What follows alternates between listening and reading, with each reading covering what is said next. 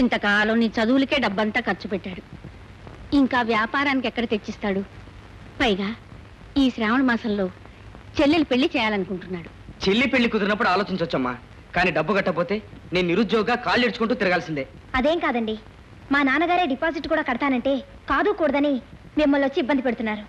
ఆ తమ్ముడు వ్యాపారానికి డబ్బు ఇవ్వటం నాకు ఇబ్బంది ఏమిటమ్మా? పైగా నేనుండగా నా తమ్ముడికి ఎవరు డబ్బు సాయం అక్కర్లేదు. అలాగే సుధా, నువ్వు అడిగిన 50 వేలు తీసుకెడుతూ గాని. చాలా థ్యాంక్స్ అన్నయ్య. వెరీ గుడ్, అనుకున్న సాధించావు. ఇలాగే నీ వ్యాపారం కూడా బ్రహ్మాండంగా సాగుతుంది. అయితే రేపు పొద్దున్నే బయలుదేరుతాం. అలాగే. ఏమిటి నోరు తీపి చేస్తున్నావు? నీకు తీయని మాట చెప్దామని. ఏమిటో అది? నాకు సబ్ ఇన్స్పెక్టర్ సెలక్షన్ వచ్చింది. అదేనా? అదేమిటి, నేను సబ్ ఇన్స్పెక్టర్ కావడం నీకు ఇష్టం లేదా?